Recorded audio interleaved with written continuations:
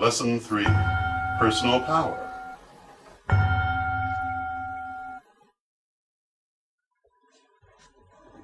In Lesson 1, we learned that the universe is composed of energy, and that we can influence that energy by means of magic, through the concentration of mind and emotion. In Lesson 2, we learned that the universe, composed of energy, is an emanation of the goddess in union with the god. We learned that the universe has 7 planes or dimensions of existence, and that we exist as a being in all 7 of these at once. Those dimensions of which we are easily aware make up our lower self, and those dimensions we must work to connect with make up our higher self.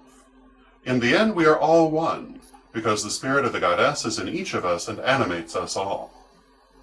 We have spoken about how we can influence and direct energy through magic, but energy influences us as well. Now in Lesson 3, we will talk about how we are all influenced on a daily basis by the energies around us. Everything that exists is composed of energy. Though it may all look solid, it is in fact a pattern of energy held intact by vibration and frequency.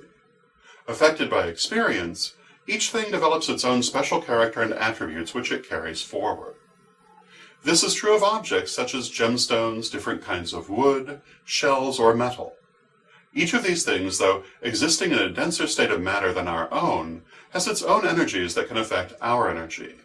For example, jade interacts with our energy to promote calmness and tranquility, while amber has an energy that aids in mental clarity and concentration.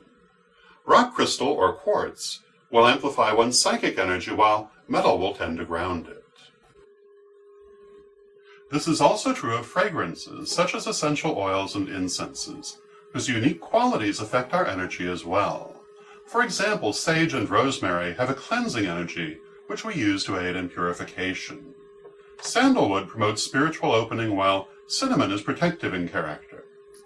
Not only physical objects, but also more abstract things such as color affect our energy. The color red will tend to increase one's energy, but if overdone, it can set one on edge. Blue tends to be soothing to the emotions, but too much can be depressive in character.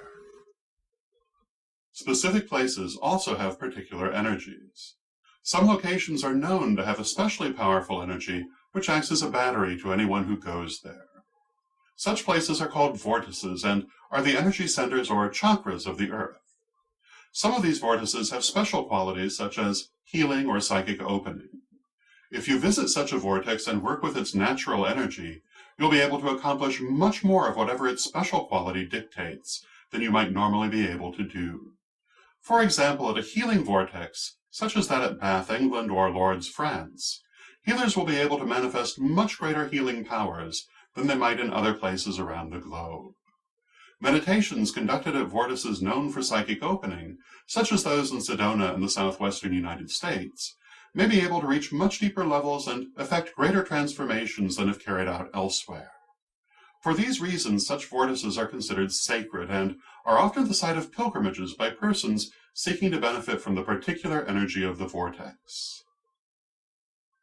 Such vortices can also be artificially created, both consciously and unconsciously. Our thoughts and emotions, as we have said, affect energy. A location that is subject to a given emotion or thought pattern over a long period of time, or even a short time, if it is of extreme potency, will be imbued with that quality. Thus, a house that has seen much suffering and anger may have a negative energy about it, which will be felt by subsequent inhabitants and their visitors.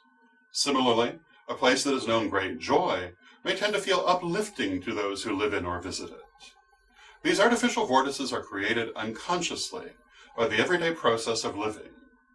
But an artificial vortex can also be created intentionally.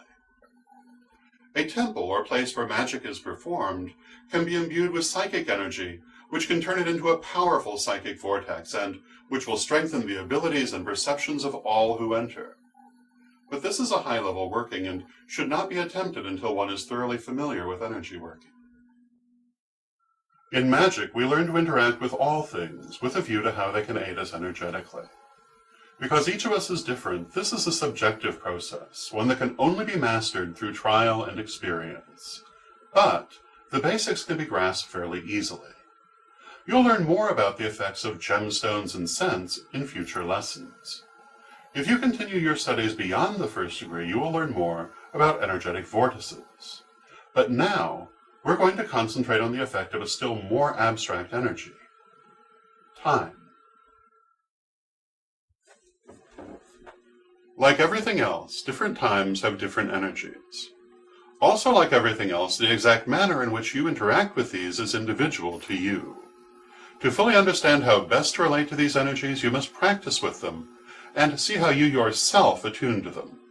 But in general, there are certain principles, and these we shall outline for you now.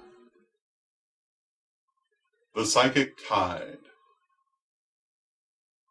Time has cycles. These repeat constantly.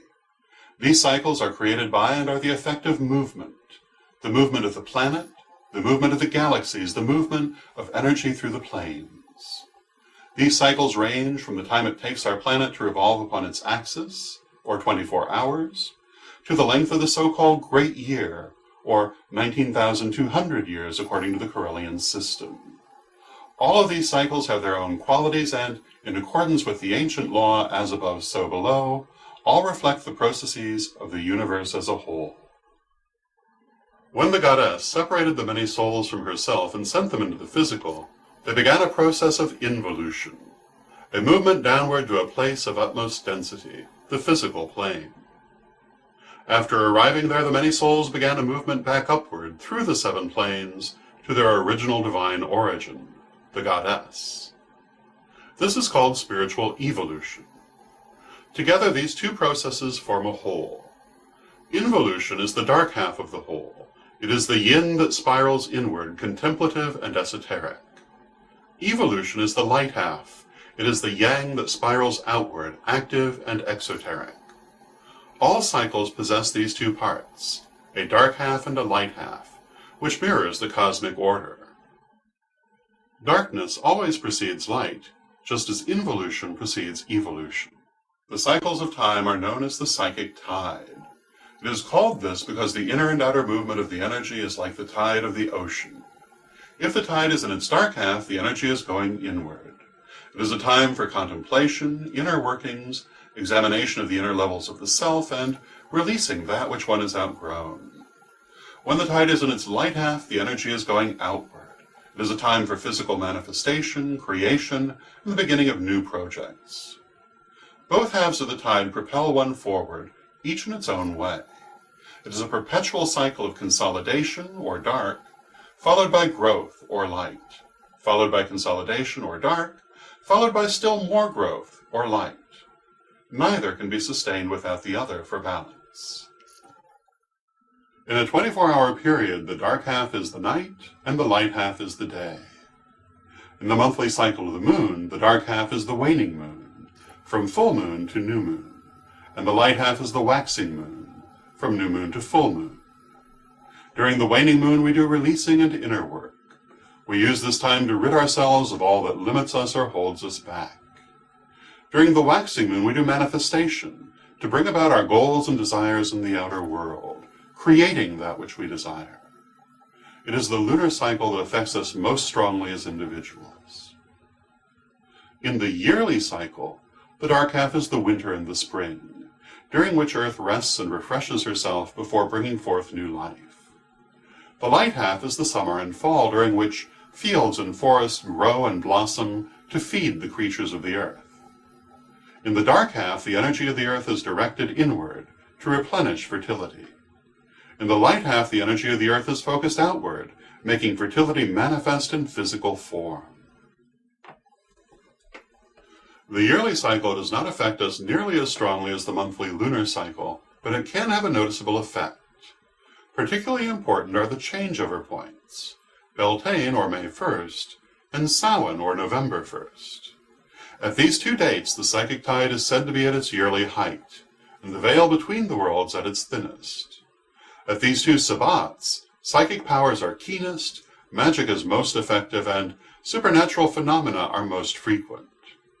You'll learn more about the Esbats under the section entitled Wheel of the Year later in this lesson. This same pattern is present in each zodiacal age. The zodiacal ages are divisions of time named for the signs of the zodiac and are linked to the so-called precession of the equinoxes. These include the age of Aquarius, of which you may have heard, and the age of Pisces, or AD 400 to 1999, which has recently ended. According to the Correllian calendar, the age of Aquarius began with AD 2000, the year zero Aquarius. The first several hundred years of each zodiacal age make up the dark half. During these years, the best of the preceding age is consolidated. People create rigid structures of thought and tend to be rather introspective. The last several hundred years of the age are the light half. During these years, people throw off old ways of thought and try to create new ones.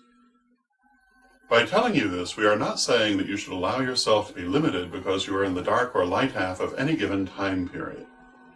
Just because the natural energies favor a certain sort of work doesn't mean that this is the only sort of work that can be performed. Far from it. Rather, we say this so that you will know how to pick the best time for a given work, during which the natural energies of the universe will be moving in the same direction you are.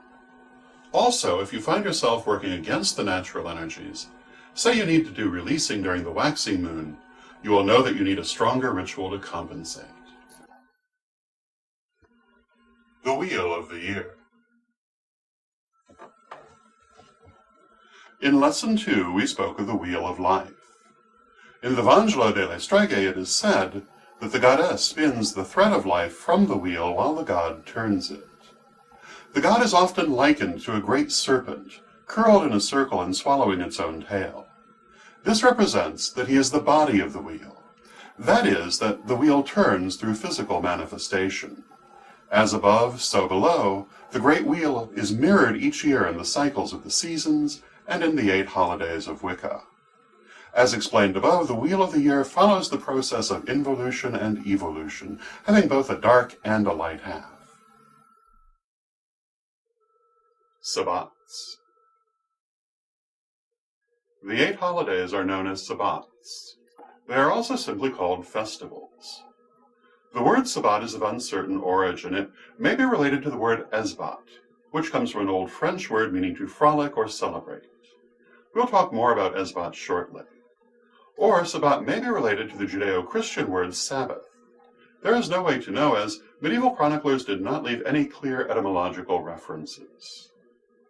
The 8 Sabbats are divided into 2 sets of 4. These are the Grand Sabbats, which are feminine and dedicated to the goddess, and the Lesser Sabbats, which are masculine and celebrate the god. The Grand Sabbats are lunar in character and, in former times, were tied to the lunar calendar. Some groups still reckon the Grand Sabbats by the lunar calendar, and some fix their date by other means, but most groups today celebrate them by the calendrical dates given below.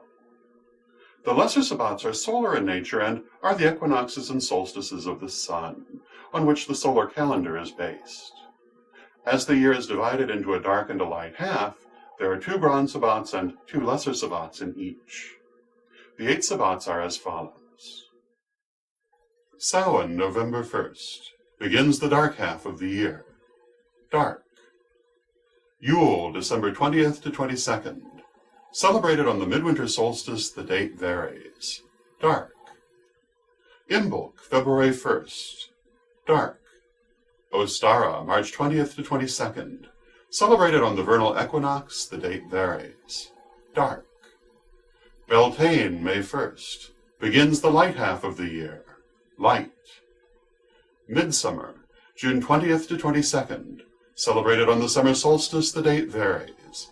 Light. Lunasa, August 1st. Light. Mabon, September 20th to 22nd. Celebrated on the autumnal equinox, the date varies. Light. Each of these festivals has a particular meaning and customs as detailed below. Samhain. Samhain, or Samhain, the beginning of the ancient Celtic liturgical year, is the festival of the dead. At Samhain we honor the spirit world, the spirits of our ancestors and deceased loved ones, and our spirit guides. At this time we reflect upon our own physical mortality and the nature of change and transformation in the cycle of life and death. Samhain, celebrated on November 1st, is the festival of the end of the harvest and the beginning of winter by traditional reckoning. The word Samhain is Gaelic and means summer's end.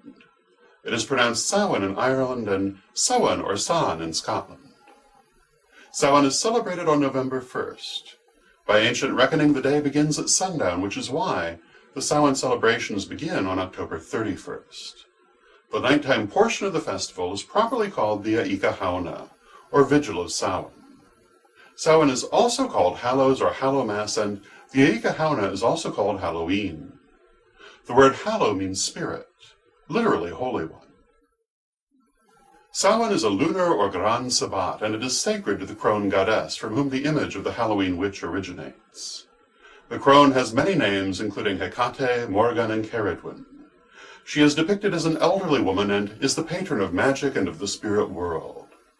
The crone is the goddess of the dead, of wisdom, and of the ultimate spiritual origin of all things. In the Vangelo delle Streghe, the crone is equivalent to primeval deity, goddess before creation. At Samhain, the psychic tide is at a high point, so it is a good time for all sorts of magic, divination, and inner workings. Traditionally, Wiccans consider Samhain the most sacred of all festivals. Yule. Yule is celebrated at the midwinter solstice, and by traditional reckoning it marks the high point of winter. The word Yule comes from the Germanic word Yule and means wheel. Yule celebrates winter and the rebirth of the sun god. As Yule is the shortest day of the year, it marks the sun's low ebb. After this, the sun will begin to grow stronger. Yule is a solar Sabbat and is sacred to the old god, the lord of winter. This ancient god has many names, including Cernunnos, Odin, Harlequin, Santa Claus, and the Holly King.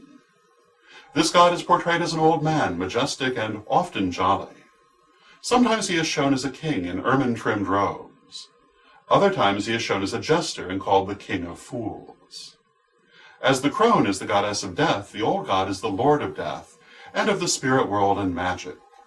He is the god of the forest, of animals, and of the hunt. Often he is shown with antlers or horns.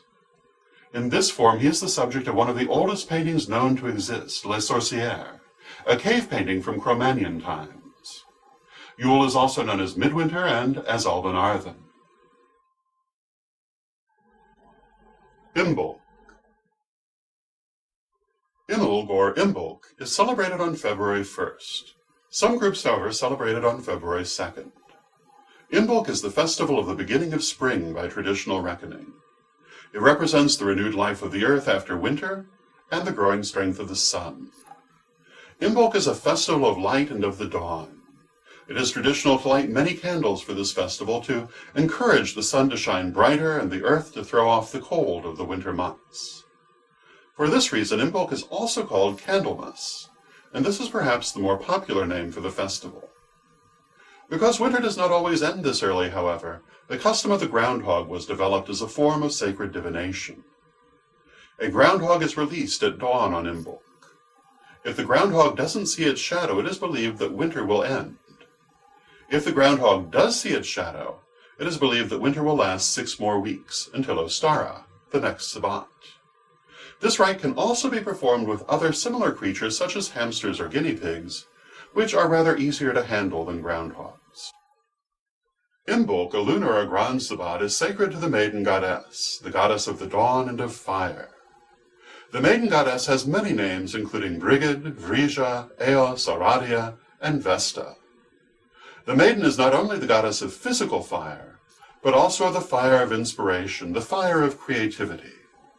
Hers is the fire that is the first spark of fertility and life. In the Vangelo it says that when the goddess first beheld the beauty of the god, she trembled, and her trembling was the first dawn. That is why dawn is thought of as a goddess, and that quality of inspiration and desire for beauty is the nature of the maiden goddess. Imbolc is also called Emel, which is Gaelic and means lactation of ewes. Another Gaelic name for this festival is La Isla Vrija, or the Feast of Vrija, honoring the goddess Brigid.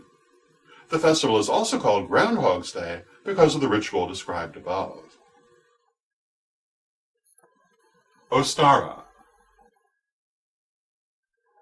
Ostara is celebrated at the spring equinox, when day and night are equal. It is considered the high point of the spring season, when life is bursting forward in all directions. Like Imbolc, Ostara is a festival of the dawn and of increasing life. The word Ostara comes from the Germanic word ost, or east, a reference to the dawn and the renewal of life.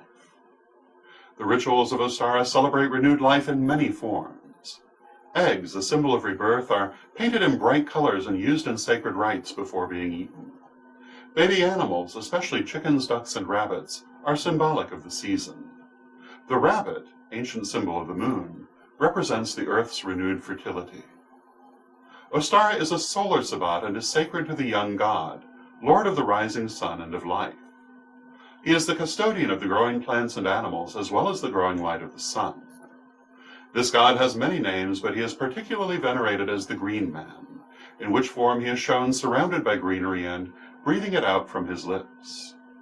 In this form he is also known as Green Jack or Green George. Sometimes he is represented as a tree. Maypoles are sometimes used as part of the Ostara festivities and represent the phallus of the young god. Ostara is also known as Eoster, or as Alban Eilir, or simply spring. Ostara also has strong feminine connotations and is sacred to the maiden goddess as well as the young god. Ostara and Eoster are both German names of the maiden goddess as Lady of the Dawn. Beltane. Beltane, pronounced Baltina in Gaelic but Beltane in English, is celebrated on May 1st. It is the beginning of the light half of the year and the beginning of summer by traditional reckoning. Beltane, the polar opposite of Samhain, is the festival of life. The word comes from the Gaelic La Baltina and refers to the sacred Baal fires, bonfires that were lit in ancient times for the god Bel or Belenos. Beltane celebrates the union of goddess and god and is celebrated with great joy. Flowers are used to symbolize the divine union, and the maypole is used to represent the phallus of the god, planted in the body of the Earth Mother. Beltane is a lunar or Gran Sabbat, and it is sacred to the Great Mother Goddess. This goddess has many names, including Eartha, Demeter, Matiswer Assemblia, Yemaya, Gaia, as well as others too numerous to mention. She is the Lady of Life who brings fertility to the earth, and at this time, her power is on the rise as Earth brings forth an abundance of life. The Mother Goddess is the principal archetype of the goddess. Beltane is also known as Kalenda Maya, Rudmas, Valpurgis, May Day, or simply May. Midsummer. Midsummer, as its name implies, is celebrated at the summer solstice, the longest day of the year. Midsummer is considered the high point of the summer season. Midsummer celebrates the very height of the powers of the sun and of life. But it also acknowledges that after this date the sun will begin to weaken and the days will grow shorter. A solar Sabbat, midsummer is sacred to the sun god, as Lord of Life. This god has many names, including Apollo, Balder, Lu, Horus, Shango, and many others. He is the god of life and of the physical world, and is the principal archetype of the god. The celebrations of midsummer stress the powers of light and life, and rejoice in the good things the universe has to offer. Midsummer is also known as Litha. Lunasa. Lunasa is celebrated on August 1st, although a few groups may celebrate it on August 2nd. The name Lunasa comes from the Gaelic Lá Lunasa and means marriage of Lu. Lu is the Celtic god of the sun, of vegetation, and of the cultivated fields. The marriage of Lu is the harvest, when the crops are reaped. When the harvest is completed and the last of the crops has been cut, Lu is symbolically married to the crone, goddess of the dead. But Lunasa marks the beginning, not the end of the harvest. It is the beginning of the autumn or fall season by traditional reckoning. Lunasa is the festival of first fruits, when thanks are given for the fertility of the fields, and the first bread baked from the new harvest is blessed. Though Lunasa celebrates the death of Lu, it is a lunar or Gran Sabbat sacred to the Mother Goddess as Lady of the Harvest. It is she who provides the bounty of the earth, and to her thanks are given. At Lunasa, the promise of Beltane is fulfilled by the bounty of the earth. It is in this form, as Lady of Life, that the goddess is portrayed in the famous Venus of Willendorf statuette.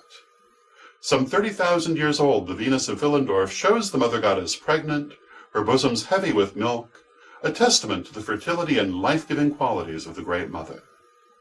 Lunasa is also called Lammas, First Fruits, and Brauntroen. Mabon. Mabon is celebrated at the fall equinox when day and night are again equal. Mabon is the middle of the harvest and of the fall season. This is the time of the sun's denouement, its slow slide into winter and symbolic death. It is also the time of the earth's ebbing life force as the plants of summer bear their fruit and decrease. The name Mabon comes from the Celtic god Mabon, or Mapanos, who died every year to be reborn in the spring. A solar Sabbat, Mabon is sacred to the Father God. This is the god as king and judge, lord of the tribe and elder of the community. He is the lord of balance, law, and justice, the god of honor and conscience. This is the God who willingly gives his life for the renewal of the land, as a good parent would give their life for their children, or a good leader for their people. The Father God has many names, including Zeus, Nodens, Thor, Jupiter, and many others. Mabon is also sometimes associated with the old god, especially in his form as Dionysus, because this is the time of the grape harvest. In this sense, Mabon honors the god of ecstasy, spiritual visions, and freedom. Esbats. In addition to lunar and solar Sabbats, Wiccans also celebrate Esbats. Sabbats are the big ceremonies. Sabbat ceremonies tend to be about celebrating and attuning to the season and honoring deity. Esbats are the little ceremonies. They also honor deity, but they are much more personal. At Esbats, groups tend to do more individual work geared toward the goals and growth of their members rather than cosmic phenomena. Traditionally, Esbats are held on the nights of the new moon and the full moon.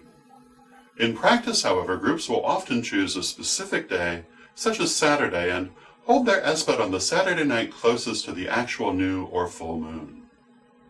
The period from new to full moon is the light half of the month, while the period from full to new moon is dark. The light half of the month is used to work for things one wishes to create or accomplish. The dark half is used to do releasing of things one wishes to let go of, and to do inner work that requires looking inside oneself. A new moon Esbat takes place at the very beginning of the moon's cycle, the start of the light half of the month. At the new moon, one works to manifest things that will grow along with the moon as it waxes. The full moon Esbat takes place at the very end of the light half of the month, when the moon is at the strongest point in its cycle, and the energy of the monthly cycle is also at its strongest. We use that heightened energy of the full moon to give added strength to our working. Esbats are not commonly held during the dark half of the month.